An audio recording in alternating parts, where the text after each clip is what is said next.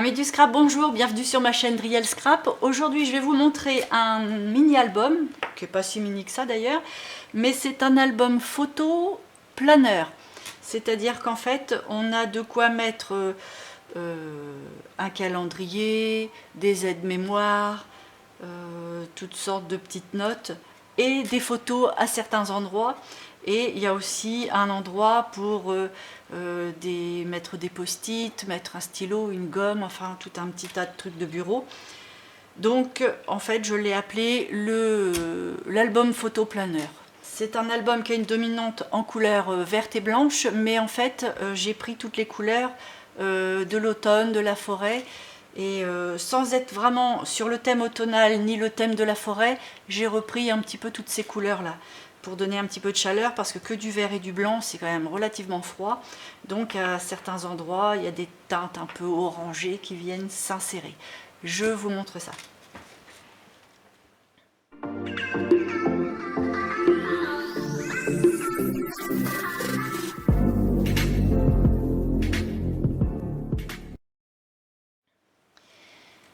Alors sur la couverture, c'est une couverture en fait qui se referme en deux volets. Sur le petit volet, j'ai fait un petit bouquet de fleurs dans un cadre sur un bandeau avec de la dentelle. Et sur cette partie-là, il y a un embellissement en bois avec une répercussion du même petit bouquet juste en bas du petit cœur. Un petit ruban de demi-perle argenté, des petits collages. Et puis sur la tranche, donc j'ai mis le prénom de la personne à qui c'était destiné. Et puis comme c'était pour les périodes de Noël, forcément j'ai mis des petits personnages en bois de Noël, des petits sapins, un diamant, une petite clochette, enfin un petit grelot, et un petit embellissement bois avec une rosette. Le tout sur un embellissement en couleur laiton avec la même rosette, mais dans un ton sur ton avec la tranche, pour que ce soit relativement discret. Et derrière, tout simple, il y a juste une découpe pour recouvrir la tranche qu'on retrouve sur le devant aussi, mais sinon c'est un papier décoratif mais tout blanc. Voilà, donc là les deux parties se referment avec un ruban, et donc on l'ouvre comme ça. Donc sur la page de couverture on a un bloc de post-it qui peut être changé. Là c'est pareil, c'est un petit carnet, donc c'est maintenu avec un petit ruban. Le petit ruban est sur la partie du dessus du petit carnet, mais le petit carnet se coulisse pour pouvoir éventuellement être changé quand il est plein. Et l'autre ruban est attenant à la couverture, comme ça quand les deux rubans sont noués, le petit carnet ne bouge plus. Et pareil, dans le petit carnet, ce sont deux petites ficelles, deux petites cordes qui passent comme ça, et les papiers peuvent être glissés à l'intérieur, donc on peut les changer quand c'est plein pour pouvoir garder le carnet tel qu'il est décoré, vu qu'il est quand même assorti à l'ensemble. Et puis là aussi, oui, le petit bandeau qui sert à glisser la dernière page du carnet a une petite pochette sur le dessus pour mettre des petits tags.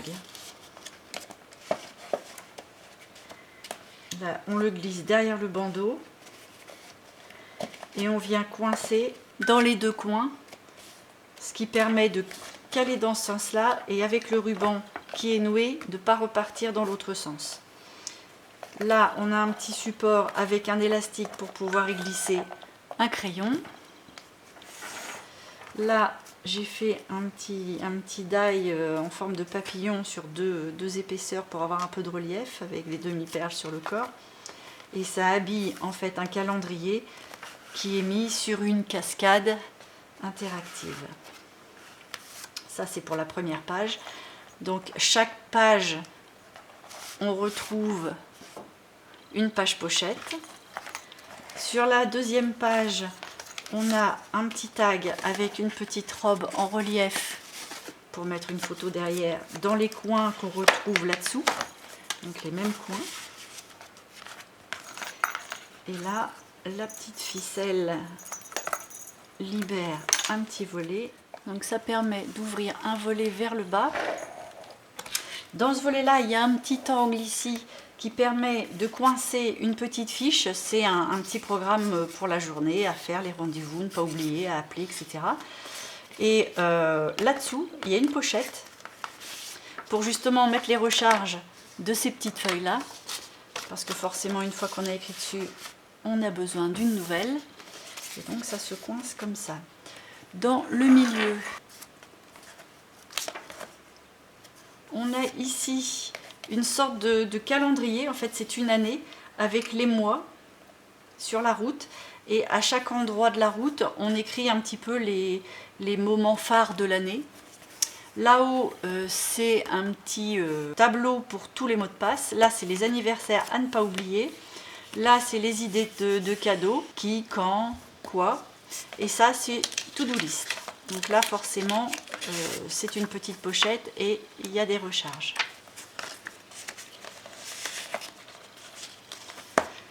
Dans celui du dessous, on retrouve les livres à lire. Et puis là, il y a deux petits angles pour pouvoir enlever la fiche, pour justement pouvoir renouveler aussi. Et puis là, c'est un graphique pour suivre la courbe de son poids éventuellement. Et puis comme c'est amovible, on peut changer le thème de la fiche. Et éventuellement même y mettre une photo. Voilà. Et puis là, c'est le petit rabat, éventuellement aussi pour mettre une photo qui sert à refermer. Donc, on referme avec le petit cordon.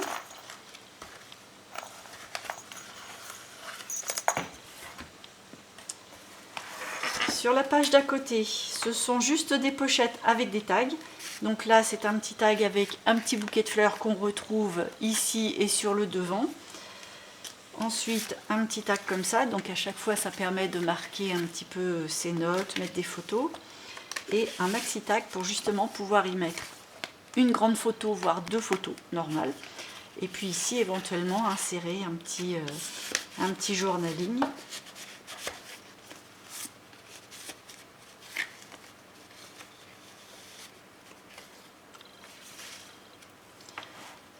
Donc là, ça s'est mis sur une page qui sert de volet. Là, il y a une feuille qui coince un petit tag. Et là, c'est une sorte d'éphéméra coincée encore par deux petits coins. Donc là, soit on met une photo, soit on change carrément, on enlève ça et on met la photo directement dans les deux coins. Là, ce sont deux pages qui bougent, mais qui sont reliées par une grande fiche qui passe dans le bandeau. Et en fait, ça nous fait deux pages. Et là, on a des pochettes avec, pareil, encore des petites fiches dedans pour remarquer ses notes, mettre des photos. Même chose ici. Et on a en dessous une pochette avec tout plein de tags. Donc, toutes sortes de styles. Là, on a un petit tag posé sur un tag. Hop, avec une petite épingle. Ça, c'est plutôt un marque-page. Et un autre.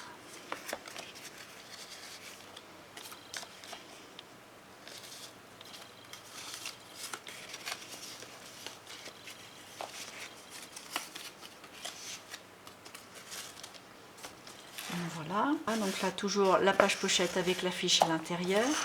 Ici, c'est un espace pour mettre deux photos. Là, pareil, on peut y mettre deux photos aussi. Et là, c'est une pochette qui renferme ce petit pliage qui fait... c'est comme un dépliant indéfini, en fait. On n'en finit pas, ça peut tourner pendant des heures et des heures, ça n'arrêtera jamais. Donc voilà, pour mettre forcément des photos dans tous les cadres. Et on referme. Ici, c'est un petit système de pop-up avec une photo qui sert à coincer les 4 pages. Dans chaque page qui s'ouvre, on a un petit accordéon pour y mettre soit des photos, soit des notes, donc de chaque côté, hein, à chaque fois. Et même chose en bas, avec les petits accordéons dans les deux. Et quand on le met dans le milieu, les 4 pages sont bloquées. Donc encore une page pochette. La dernière page, en fait, c'est un livret qui vient se coincer dans les deux pochette des 2 pages qui permettent de renfermer tout l'album photo, parce que c'est là où on met le plus gros des photos. Et puis on a un petit tag dans une pochette. Là, c'est une petite fiche pour mettre éventuellement des photos et des espaces photos dans le petit livret. On peut même en mettre aussi ici. Et là, donc forcément un petit espace gomme, c'est pour compléter avec les petits post-it, les petits onglets, le stylo, tout ça. Donc quand on ouvre, on a 2 espaces photos de chaque côté. Et à l'intérieur, on a 2 espaces photos ou photos et journaling ici. Là, on a des photos, c'est pas facile de vous montrer parce que c'est large, recto verso. Non, pas recto verso, parce que là on peut mettre une photo. Par contre ici c'est une petite pochette, ce qui permet de mettre une photo de plus en fait. Là, la même chose, une petite pochette pour mettre 2 photos au dos de l'espace photo. Un autre espace qui permet du journaling et une photo ici. Et encore des espaces photos ici. Donc c'est pour ça que je vous disais que là, c'était la partie la plus complète au niveau des photos. Voilà, et là on referme avec le petit livret